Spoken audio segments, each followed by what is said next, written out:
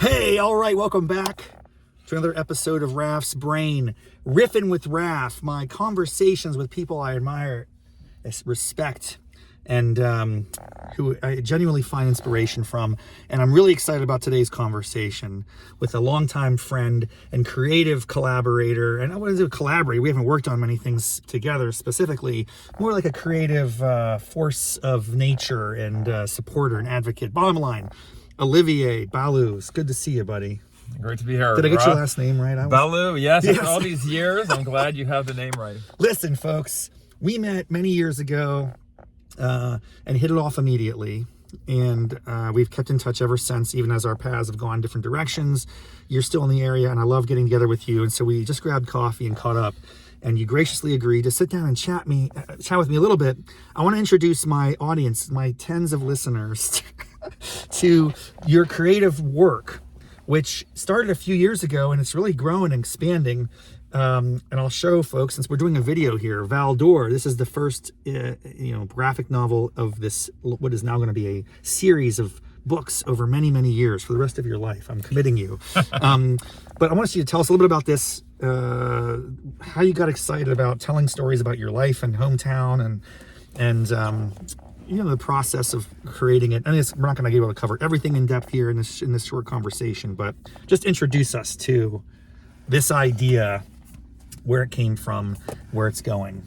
Great. Well, thank you, All Rob. right. So I'm born and raised in this small gold mining town in northern Quebec. And, growing up there, I never thought much about the history of the place, but I since made a career in politics and in design and I've always done drawing and art and been interested in that stuff. And so you could argue maybe it's a cliche, but around the time I turned 40, suddenly something switched in my brain, like it happens with certain people. The older you get, the more nostalgia, like looking back, your mortality comes into fuller view. I think all that stuff, very basic, very basic. And then I became intrigued with, first was this one story regarding this shady nightclub, sort of like welfare apartments. It was like a strip club at some point, just this shady building downtown in Val-d'Or. But it had some history to it. It had been around for a long time. That's right. And someone had done a bit of work and put out a podcast actually, and that like just opened my eyes, like, wow, there's a story to be told. But then simultaneously, I've dabbled in lots of different creative mediums. Oh, dude, folks, I'm going to drop links to this guy's work. It's extraordinary. The dioramas, that was incredible. I just am fascinated by your gift, your talent, your vision, and dedication to the craft. And it covers many mediums. Well, like you, Rob, but eventually, unlike you, I focused in, honed in on something.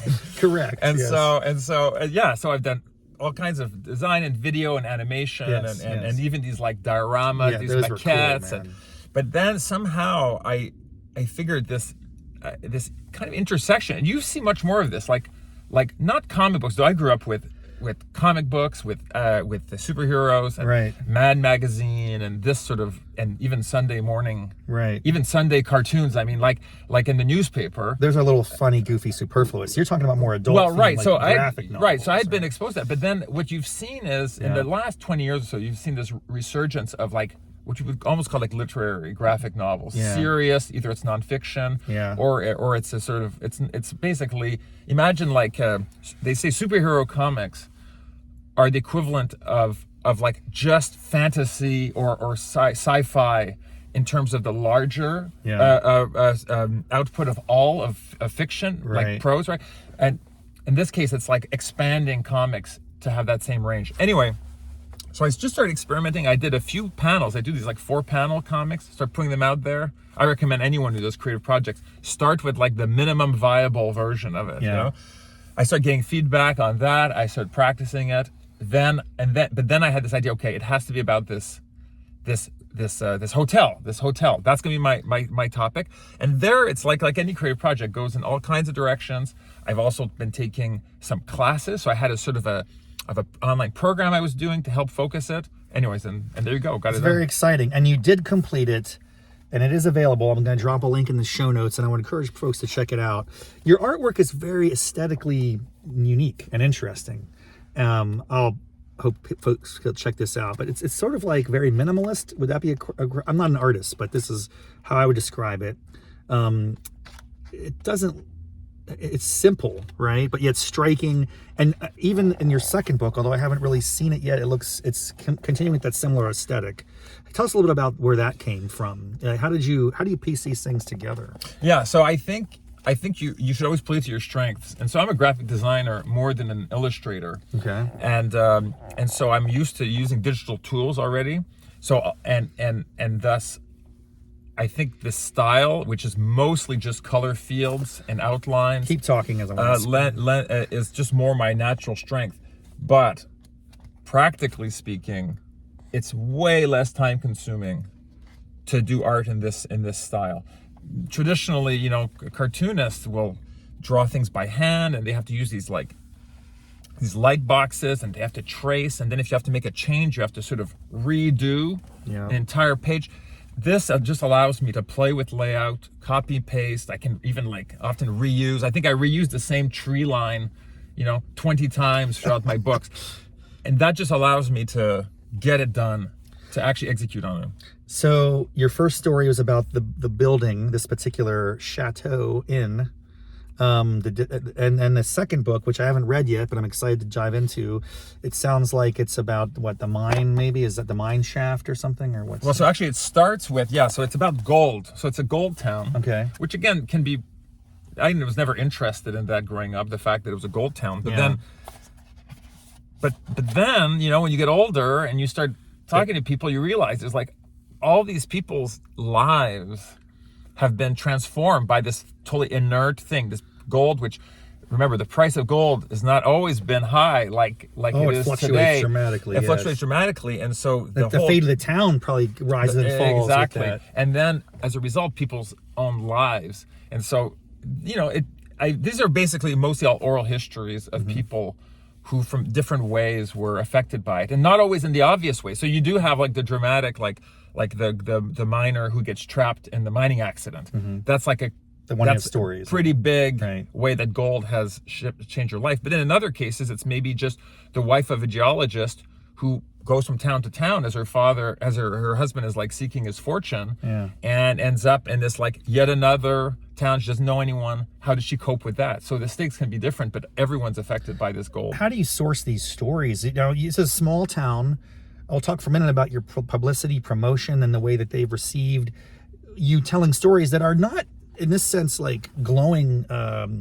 The Chamber of Commerce wouldn't want to necessarily commission stories about violence and drug dealing or trapped miners necessarily. But yet, my questioning's a little off the gamut here. As usual, I'm very discombobulated. But let's say, first, where do you source these stories? How do you find the building one? Makes sense to me because it's a physical object. It's there in your life. You heard a podcast. That's the story of this. Now you honed in on this question of gold. Okay, that's a great thematically. But you have to find the stories that relate to gold. So how do you do that? Do you put a call out on social media? What does this look like? So even for the building one, I thought, this is all the stories are gonna be in the town archives, and it turns out they were not. A lot of the ways that stories are collected, to the extent that they are, and often they're not, doesn't lend itself to telling a narrative. It's a lot of facts about people's lives, but it's not. It doesn't give you all those details. So for example, in the first one, the very first story, I had a memoir to work with, but everything else, I had to actually talk to people who knew. So the story in Val-d'Or Neon is about this guy who owned a strip club and was a drug dealer. Yeah. No, he was murdered, so obviously I couldn't talk to him. But I was able to talk to a half dozen people who either knew him or knew of him. I talked to police officers who had been at the time involved, and piecing together all those details with a few also some news sources. That's how I recreated that story. In other cases, like for the gold one, it's almost all just direct oral histories, and in certain cases, some news archives. But we now live in a time where you go on Facebook, people are so down on meta, but Meta made this project. There are all these groups now. I grew up in Val-d'Or, my, whatever. And I just do shout outs on that. And people are so happy to come out and introduce me to people. And then one thing leads to another. And that's how you get these stories. You know what else I'll say I like about about your work is you have this overarching narrative. The building, of course, is the main character, central character in your first book. But you also weave in like little nuances that are really coming from your own experience, which I think, for instance, the moose parade, which doesn't exist anymore, I guess. No, that's right. It somehow fell out of style of strapping the dead moose onto your car hood. So that's not related to this building, but it's more about the culture. You're kind of like painting a picture of what it was like growing up there, what it might have been like in the 80s when these stories were unfolding in some cases. So you mentioned that you're using meta and you're getting a lot of positive feedback. Let's turn now to the town's reception of this. So tell us a little bit. So you grew up in this town. How many years did you spend there? So I left at 16. So it's been a long time since I've lived there. Okay. How about visiting? Do you ever? I go once a year. Okay. Once a year I'll go back. So it's really not in that sense, shouldn't be a very strong connection anymore. Right. And yet, and again, I would say one of the advantages of a project that's sort of constrained in terms of who's really is it about and who's involved is that people totally get on board. Yeah. So people have been amazing. I basically max out all the sort of coverage and support, and people share this stuff, and people contribute to I crowdfund this stuff too. Yeah.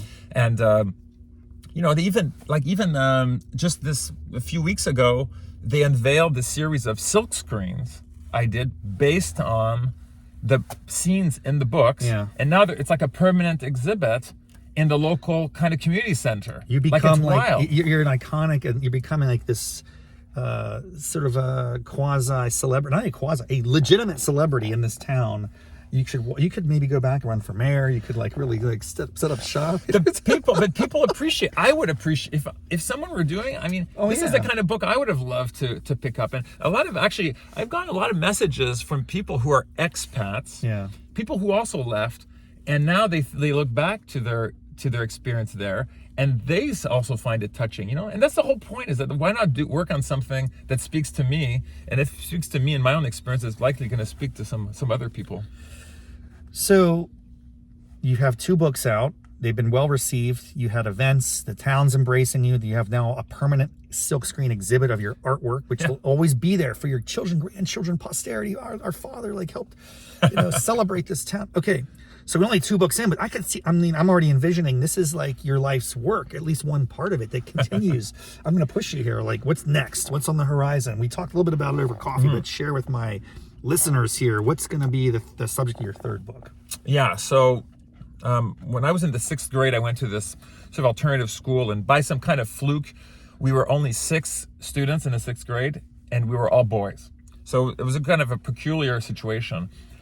And so I've always been interested in the 7-Up movie series, documentary series, if people have watched it, where you track these kids, these same set of kids, British kids, over their entire lives is the theme. And so if those aren't familiar, I'll drop a link in the show notes on this. Check it out. It's a very creative, very long form, and maybe never ending. I'd love to see it go for generations. I hope one of them I'm understanding passed, so we're getting to that point. It's been going on for so long. It's basically a documentary that's revisiting the lives of a cohort over every 7 years. Right. So that's inspiring you as a vehicle, or get you to revisit your own experience with these 6 fellows that you went to school with. Yep. Okay. So this is now it's 30 years later, and so I got back in touch with all of them. And as far as I know, they're all on board. And so I've done a first round of interviews with them. Wow. In certain cases, I've spoken with their parents. Yeah. And now the challenge is how am I going to structure it in such a way that this, it's going to work? Because there's one thing to have the stories, but there's how do you use this medium well? And so that's what I'm working on now. And do you, I guess you need their consent to tell these stories. How involved do you think they'll have to be in reviewing before you publish? So with the Gold book, there were with the Val-d'Or Neon book, most people were passed, so I didn't have to really get consent. But no, I do think you don't really. I don't get people to like review sketches or work in progress. Right. But I did wonder when I was sharing the last book what people would say, because not everyone comes off. These are not all positive stories and all this, right. And so I was surprised. Most people only had like some detail they wanted changed, like just a factual detail to make it more accurate. And then in 2 cases, I was asked to use a pseudonym. But that's it. People at the end of the line, no one said like no, you just can't publish this after all. So I'm hoping it'll be the same in this case. All right. Well, listen, folks, this is wrapping up here. I just appreciate your time so much. I encourage everyone to check out Olivier's work. I'm going to drop show notes so you can order copies of these books. Is this still available, like print on demand sort of? Yeah, no, it's on Amazon or Barnes & Noble. Yeah. Excellent. And keep an eye out to for future projects. And let's just continue to check in. And I think you had the potential to become a regular guest on my show, Olivier. You have to fill this content somehow, Raff. But it's a lot of content. My ambitions to dominate the podcast game. You're going to help me with that. So thanks so much, Olivier. Always good to see you, my friend. Thank you, Raff. And thanks everyone for tuning in. See you next time on Raff's Brain, Riffin with Raff. Bye-bye.